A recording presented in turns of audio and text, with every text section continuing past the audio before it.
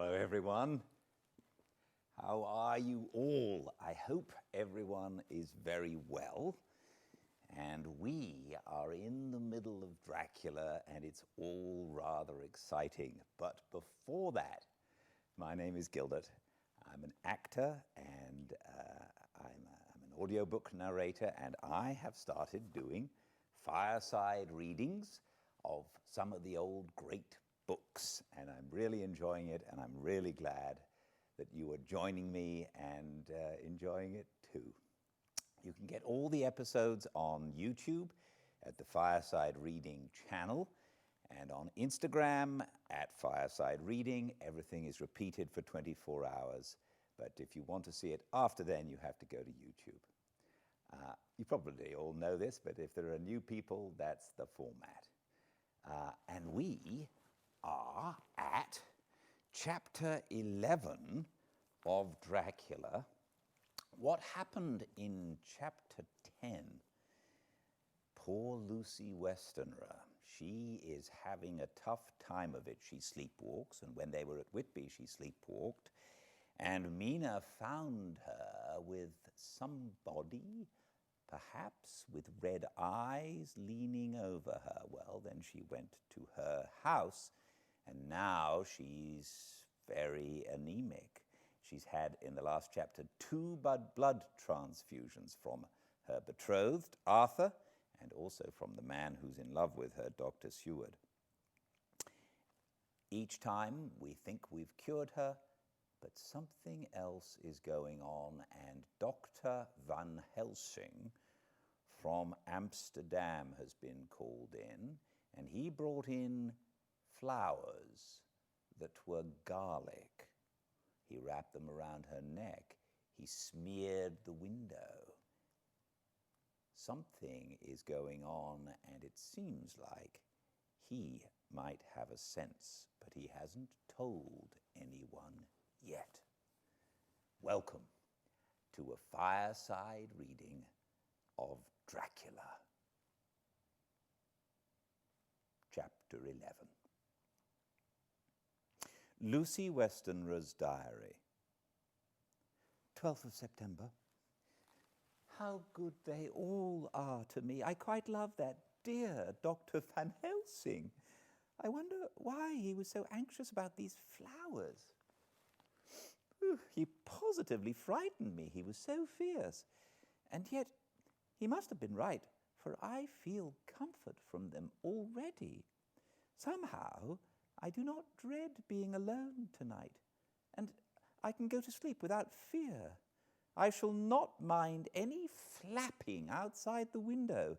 Oh, the terrible struggle that I've had against sleep so often of late, the pain of the sleeplessness, or the pain of the fear of sleep, with such unknown horrors as it has for me. How blessed are some people whose lives have no fears, no dreads, to whom sleep is a blessing that comes nightly and brings nothing but sweet dreams. Well, here I am tonight, hoping for sleep and lying like Ophelia in the play with virgin krantz and maiden struments. I never liked garlic before, but tonight it is delightful. There is peace in its smell. I feel sleep coming already. Good night, everyone. Dr. Seward's diary, 13th of September. Called at the Berkeley and found Van Helsing, as usual, up to time. The carriage ordered from the hotel was waiting, and the professor took his bag, which he always brings with him now. Let all be put down exactly. Van Helsing and I arrived at Hillingham at 8 o'clock. It was a lovely morning. The bright sunshine and all the fresh feeling of early autumn seemed like the completion of nature's annual work. The leaves were turning to all kinds of beautiful colors, but had not yet begun to drop from the trees. When we entered, we met Mrs. Westenra coming out of the morning room. She is always an early riser. She greeted us warmly and said, You will be glad to know that Lucy is better. The dear child is still asleep. I looked into her room and saw her, but did not go in lest I should disturb her." The professor smiled and looked quite jubilant. He rubbed his hands together and said, "Aha! I thought I had diagnosed the case. My treatment is working." To which she answered, "You must not take all the credit to yourself, Doctor. Lucy's state this morning is due in part to me." "How do you mean, madam?" asked the professor. "Well, I was anxious about the dear child in the night and went into her room. She was sleeping soundly, so soundly that even my coming in did not wake her. But the room was awfully stuffy. There was a lot of those horrible strong-smelling flowers about everywhere, and she had actually a bunch of them round her neck. I feared that the heavy odour would be too much for the dear child in her weak state. So I took them all away and opened a bit of the window to let in a little fresh air. You will be pleased with her, I am sure." She moved off into her boudoir, where she usually breakfasted early. As she had spoken, I watched the professor's face and saw it turn ashen grey. He had been able to retain his self-command whilst the poor lady was present, for he knew her state and how mischievous a shock would be. He actually smiled on her as he held open the door for her to pass into her room. But the instant she had disappeared, he pulled me suddenly and forcibly into the dining room and closed the door. Then, for the first time in my life, I saw Van Helsing break down. He raised his hands over his head in a sort of mute despair and then beat his palms together in a helpless way. Finally, he sat down on a chair and put his hands before his face, began to sob with loud, dry sobs that seemed to come from the very racking of his heart. Then he raised his arms again as though appealing to the whole universe. "God, God, God," he said. "We have done what has this poor thing done, that we are so sore beset? Is there fate amongst us still sent down from the pagan world of old that such things must be, and in such way? This poor mother, all unknowing and all for the best, as she think, does such thing as lose her daughter, body and soul, and we must not tell her. We must not even warn her, or she die, and then both die. Oh, how we are beset! How are all the powers of the devils against us?" Suddenly he jumped to his feet. "Come," he said, "come! We must see and act. Devils or no devils, or all the devils at once, it matters not. We fight him all the same." He went to the hall room for his bag, and together we went up to Lucy's room.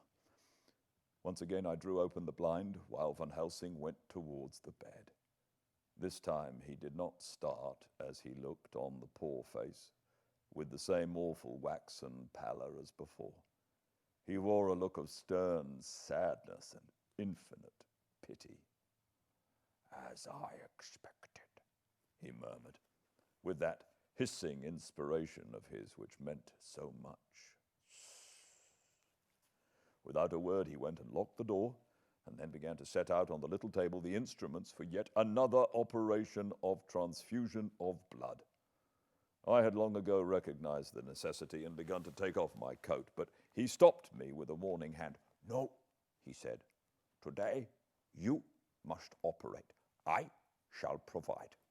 You are weakened already." As he spoke, he took off his coat and rolled up his shirt sleeve. Again the operation, again the narcotic, again some return of colour to the ashy cheeks, and the regular breathing of heavy, healthy sleep. This time I watched whilst Van Helsing recruited himself and rested. Presently, he took an opportunity of telling Mrs. Westenra that she must not remove anything from Lucy's room without consulting him, that the flowers were of medicinal value, and that the breathing of their odor was a part of the system of cure. Then he took over the care of the case himself, saying that he would watch this night and the next, and would send me word when to come. After another hour, Lucy waked from her sleep, fresh and bright, and seemingly not much the worse for her terrible ordeal. What does it all mean? I am beginning to wonder if my long habit of life against the insane is beginning to tell upon my own brain. Lucy Westenra's diary. 17th of September, 4 days and nights of peace. I'm getting so strong again that I hardly know myself. It's as if I'd passed through some long nightmare and had just awakened to see the beautiful sunshine and feel the fresh air of the morning around me. I have a dim half-remembrance of long, anxious times of waiting and fearing, darkness in which there was not even the pain of hope to make present distress more poignant. And then long spells of oblivion and the rising back to life as a diver coming up through a great press of water. Since, however, Dr. Van Helsing has been with me, all this bad dreaming seems to have passed away. The noises that used to frighten me out of my wits, the flapping against the windows, the distant voices which seemed so close to me, the harsh sounds that came from I know not where and commanded me to do I know not what, they have ceased. I go to bed now without any fear of sleep. I do not even try to keep awake. I've grown quite fond of the garlic, and a boxful arrives for me every day from Haarlem. Tonight, Dr. Van Helsing is going away, as he has to be for a day in Amsterdam. But I need not be watched. I am well enough to be left alone. Thank God for Mother's sake, and dear Arthur's, and for all our friends who have been so kind.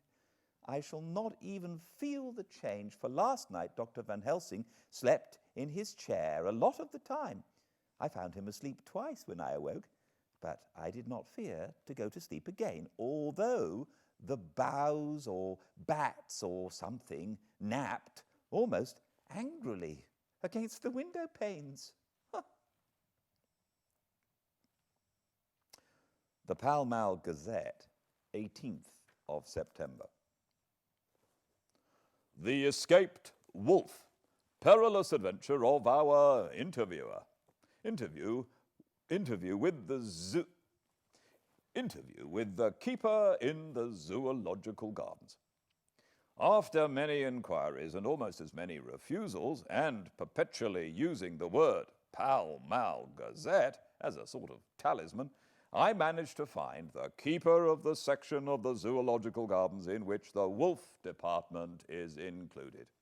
Thomas Builder lives in one of the cottages in the enclosure behind the elephant house and was just sitting down to his tea when I found him. Thomas and his wife are hospitable folk, elderly and without children, and if the specimen I enjoyed of their hospitality be of the average kind, their lives must be pretty comfortable. The keeper would not enter on what he called business until the supper was over, and we were all satisfied. Then, when the table was cleared and he had lit his pipe, he said, "Now, sir, you can go on and ask me what you want. You'll excuse me refusing to talk to professional subjects afore meals. I gives the wolves and the jackals and the hyenas in all our section their tea afore I begins to ask them questions." "How do you mean, ask them questions?" I queried, wishful to get him into a talkative humor. "Hitting of them over the head with a pole is one way. Scratching of their ears is another. when gents as is flush wants a bit of a show-off to their gals. I don't so mind the first, the hitting 'em with a pole afore I chucks in their dinner, but I waits till they've had their sherry and coffee, so to speak, afore I tries on with the ear scratching. Mind you, he added philosophically, there's a deal of the same nature in us as in them there animalies. Here you a coming and asking of me questions about my business, and I that grumpy like that only for your bloomin' £50 I'd have seen you blowed first 'fore I'd answer. Not even when you asked me sarcastic like if I'd like to ask the superintendent if you might ask me questions. Without offence, did I tell you to go to hell? You did. And when you said you'd report me for using of obscene language, that was hitting me over the head. But the £50 made that all right. I weren't a-going to fight, so I waited for the food and did with my owl as the wolves and lions and tigers does. But Lord love your heart, now that the old ooman has stuck a chunk of her tea cake in me and rinsed me out with her bloomin' old teapot, and I've lit up, you may scratch my ears for all you're worth and won't get even a growl out of me. Drive along with your questions. I know what you're coming at. That here escaped wolf. Exactly. I want you to give me your view of it. Just tell me how it happened, and when I know the facts, I'll get you to say what you consider was the cause of it and how you think the whole affair will end. All right, Governor. This here is about the old story. That here wolf, what we call Berserker, was one of 3 grey ones that came from Norway to Jamrach's, which we bought off him 4 years ago.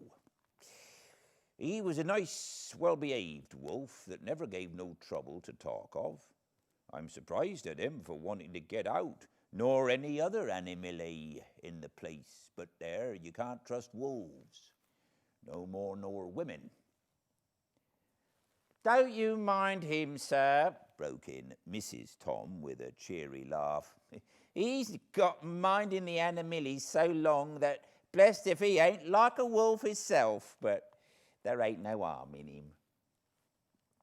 Well, sir, it was about 2 hours after feeding yesterday when I first hear my disturbance. I was making up a litter in the monkey house for a young puma which is ill. But when I heard the yelping and howling, I came straight away. There was Berserker, tearing like a mad thing at the bars, as if he wanted to get out. There wasn't much people about that day, and close at hand was only one man, a tall, thin chap, with a hooked nose and a pointed beard, with a few white hairs running through it. He had a hard, cold look and red eyes, and I took a sort of mislike to him, for it seemed as if it was him as they were irritated at. He had white kid gloves on his hands, and he pointed out the animals to me and says, "Keeper, these wolves seem upset at something." "Maybe it's you," says I, for I did not like the airs as he gave himself. He didn't get angry, as I hoped he would. But he smiled, a kind of insolent smile, with a mouthful of white, sharp teeth. "Oh, no, they wouldn't like me," he says. "Oh, yes, they would," says I, imitating of him. "They always likes a bone or two to clean their teeth on about tea time, which you has a bag full." Well, it was an odd thing, but when the animals see us a-talking, they lay down. When I went over to Berserker, he let me stroke his ears, same as ever. Then that there man came over, and blessed but if he didn't put his hand in and stroke the wolf's ears too. Take care, I says. Berserker is quick. Never mind, he says. I'm used to 'em. Are you in the business yourself? I says, taking off my hat, for a man what trade in wolves, etc., is a good friend to keepers. No, says he, not exactly in the business, but I have made pets of several. And with that he lifts his hat as polite as a lord and walks off.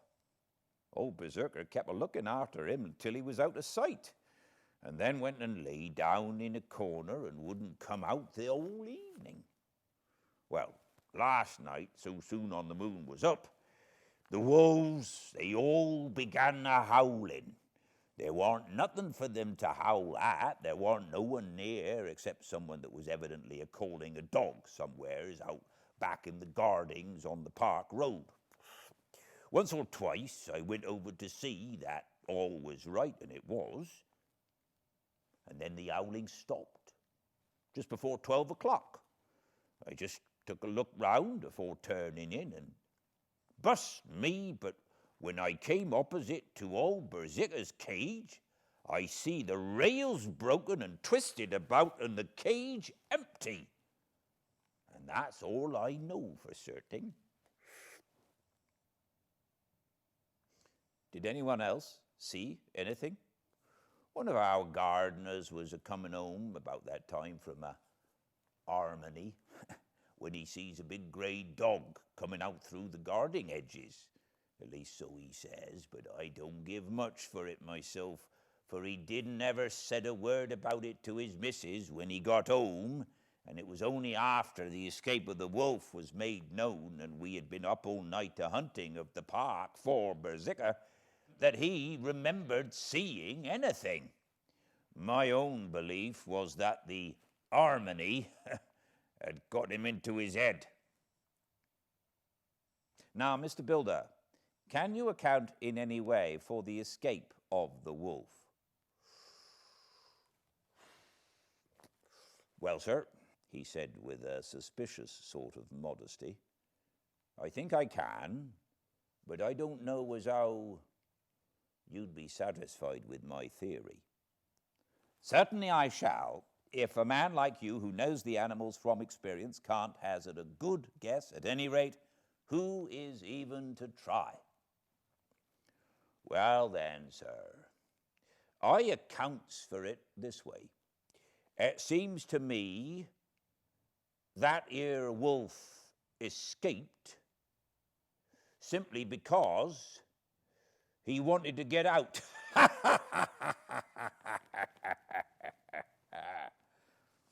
From the hearty way that both Thomas and his wife laughed at the joke, I could see that it had been done before, and that the whole explanation was simply an elaborate sell.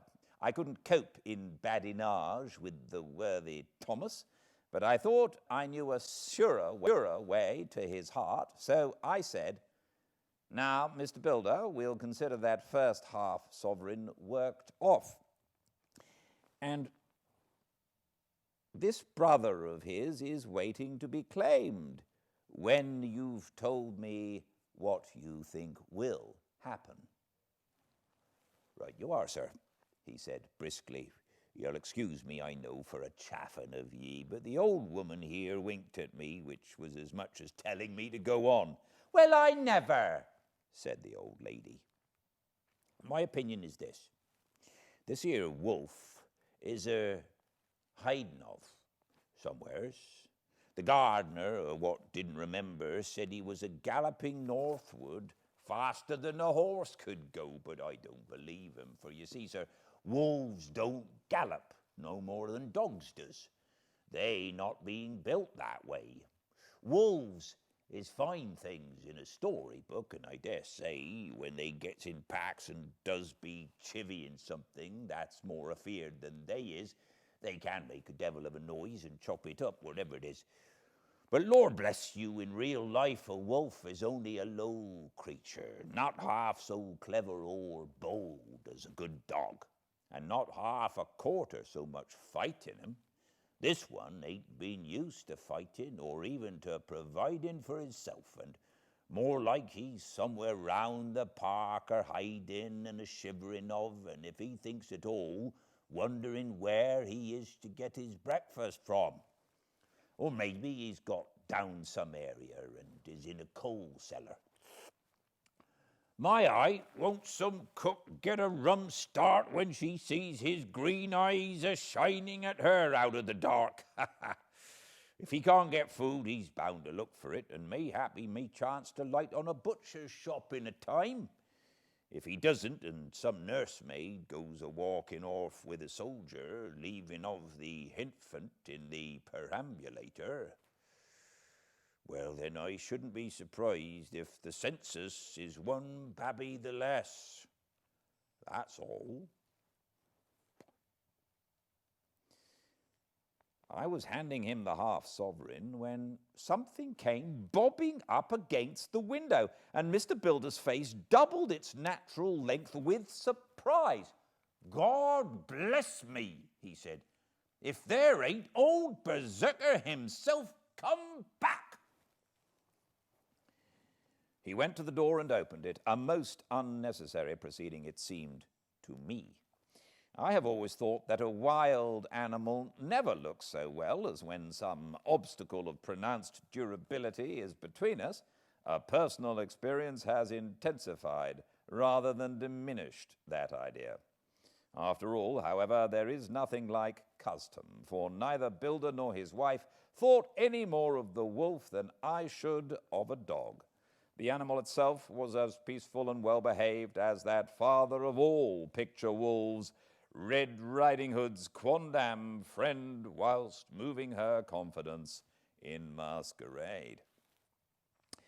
The whole scene was an unutterable mixture of comedy and pathos. The wicked wolf that for half a day had paralyzed London and set all the children in the town shivering in their shoes was there in a sort of penitent mood, and was received and petted like a sort of vulpine prodigal son.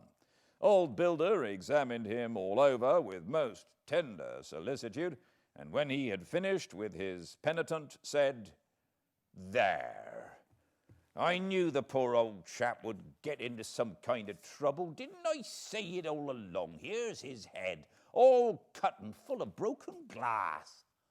He's been a-getting over some blooming wall or other. It's a shame that people are allowed to top their walls with broken bottles. This here's what comes of it. Come along, Berserker." He took the wolf and locked him up in a cage, with a piece of meat that satisfied, in quantity at any rate, the elementary conditions of the fatted calf, and went off to report.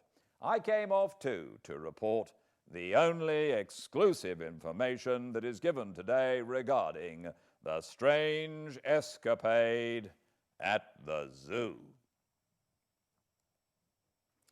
Dr. Seward's diary. 17th of September. I was engaged after dinner in my study posting up my books, which, through press of other work and the many visits of Lucy, had fallen sadly into arrear. Suddenly, the door was burst open, and in rushed my patient, with his face distorted with passion. I was thunderstruck, for such a thing as a patient getting of his own accord into the superintendent's study is almost unknown. With an instant pause, he made straight at me. He had a dinner knife in his hand, and as I saw he was dangerous, I tried to keep the table between us. He was too quick and too strong for me, however, for before I could get my balance, he had struck at me and cut my left wrist rather severely. Before he could strike again, however, I got in with my right, and he was sprawling on his back on the floor. My wrist bled freely, and quite a little pool trickled onto the carpet. I saw that my friend was not intent on further effort, and occupied myself binding up my wrist, keeping a wary eye on the prostrate figure all the time. When the attendants rushed in and we turned our attention to him, his employment positively sickened me. He was lying on his belly on the floor, licking up like a dog the blood which had fallen from my wounded wrist. He was easily secured, and to my surprise, went with the attendants quite placidly, simply repeating over and over again, "The blood is the life. The blood is the life." I cannot afford to lose blood at the present. I have lost too much of late for my physical good, and then the prolonged strain of Lucy's illness and its horrible phases is telling on me. I am overexcited and weary, and I need rest, rest, rest. Happily, Van Helsing has not summoned me, so I need not forego my sleep. Tonight, I could not well do without it. Telegram, Van Helsing, Antwerp to Seward, Carfax. Sent to Carfax, Sussex, as no county given, delivered late by 22 hours. 17th September. Do not fail to be at Hillingham tonight. If not watching all the time, frequently visit and see that flowers are as placed. Very important. Do not fail. Shall be with you as soon as possible after arrival. Dr. Seward's diary. 18th of September. Just off for train to London, the arrival of Van Helsing's telegram filled me with dismay. A whole night lost! And I know by bitter experience what may happen in a night. Of course, it is possible that all may be well, but what may have happened? Surely there is some horrible doom hanging over us, that every possible accident should thwart us in all we try to do. I shall take this cylinder with me, and then I can complete my entry on Lucy's phonograph. Memorandum left by Lucy Westenra. 17th of September, night. I write this and leave it to be seen, so that no one may by any chance get into trouble through me. This is an exact record of what took place tonight. I feel I'm dying of weakness and have barely strength to write, but it must be done if I die in the morning. I went to bed as usual, taking care that the flowers were placed as Dr. Helsing directed, and soon fell asleep. I was waked by the flapping at the window, which had begun after that sleepwalking on the cliff at Whitby when Mina saved me, and which now I know so well. I was not afraid, but I did wish that Dr. Seward was in the next room, as Dr. Helsing said he would be, so that I might have called him. I tried to go to sleep, but I could not. Then there came to me the old fear of sleep, and I determined to keep awake. Perversely, sleep would try to come then when I did not want it. So I feared to be alone. I opened my door and called out, "Is there anybody there?" There was no answer. I was afraid to wake Mother, and so closed my door again. Then outside in the shrubbery, I heard a sort of howl, like a dog's, but more fierce and deeper. I went to the window and looked out, but could see nothing except a big bat, which had evidently been buffeting its wings against the window. So I went back to bed again, but determined not to go to sleep.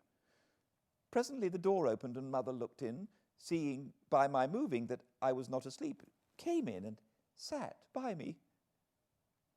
She said to me even more sweetly and softly than her wont, "I was uneasy about you, darling, and came in to see that you were all right."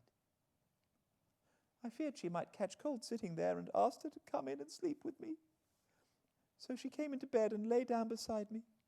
She did not take off her dressing gown, for she said she would only stay a while and then go back to her own room. As she lay there in my arms, and I in hers, the flapping and buffeting came to the window again. She was startled and a little frightened, and cried out, "What is it?" I tried to pacify her, and at last succeeded, and she lay quiet. But I could hear her poor dear heart still beating terribly. After a while, there was the low howl again out in the shrubbery, and shortly after, there was a crash at the window, and a lot of broken glass was hurled on the floor. The window blind blew black with the wind that rushed in, and in the aperture of the broken panes, there was the head of a great, gaunt, grey wolf. Mother cried out in fright and struggled up into a sitting posture and clutched wildly at anything that would help her. Amongst other things, she clutched the wreath of flowers that Dr. Van Helsing insisted on my wearing round my neck and tore it away from me. For a second or two she sat up, pointing at the wolf, and then, with a strange and horrible gurgling in her throat, she fell over, as if struck with lightning, and her head hit my forehead and made me dizzy for a moment or two. The room and all round seemed to spin round. I kept my eyes fixed on the window, but the wolf drew his head back, and a whole myriad of little specks seemed to come blowing in through the broken window and wheeling and circling round, like the pillar of dust that travellers describe when there is a simoon in the desert. I tried to stir, but there was some spell upon me, and dear mother's poor body, which seemed to grow cold already, for her dear heart had ceased to beat, weighed me down, and I remembered no more for a while. The time did not seem long, but very, very awful, till I recovered consciousness again. Somewhere near, a passing bell was tolling, and dogs all round the neighbourhood were howling, and in our shrubbery, seemingly just outside, a nightingale was singing. I was dazed and stupid with pain and terror and weakness, but the sound of the nightingale seemed like a voice, the voice of my dead mother, come back to comfort me. The sounds seemed to have awakened the maids too, for I could hear their bare feet pattering outside my door. I called to them, and they came in, and when they saw what had happened and what it was that lay over me in the bed, they screamed out. The wind rushed in through the broken window, and the door slammed to. They lifted off the body of my dear mother and laid her, covered up with a sheet, on the bed after I had got up. They were all so frightened and nervous that I directed them to go to the dining room and have each a glass of wine. The door flew open for an instant and closed again. The maid shrieked and then went in a body to the dining room, and I laid what flowers I had on my dear mother's breast. When they were there, I remembered what Dr. Van Helsing had told me, but I didn't like to remove them, and besides, I would have some of the servants to sit up with me now. I was surprised that the maids did not come back. I called them, but got no answer, so I went to the dining room to look for them. My heart sank when I saw what had happened. They all four lay helpless on the floor, breathing heavily. The decanter of sherry was on the table, half full, but there was a queer, acrid smell about. I was suspicious and examined the decanter. It smelt of laudanum, and looking at the sideboard, I found that the bottle which Mother's doctor uses for her, did use, was empty. What am I to do? What am I to do? I am back in the room with Mother. I cannot leave her, and I am alone, save for the sleeping servants, whom someone has drugged. Alone, with the dead. I dare not go out, for I can hear the low howl of the wolf through the broken window. The air seems full of specks, floating and circling in the draught from the window, and the light burns blue and dim. What am I to do? God shield me from harm this night. I shall hide this paper in my breast, where they shall find it when they come to lay me out. My dear mother gone. It is time that I go too. Goodbye, dear Arthur, if I should not survive this night. God keep you, dear, and God help me.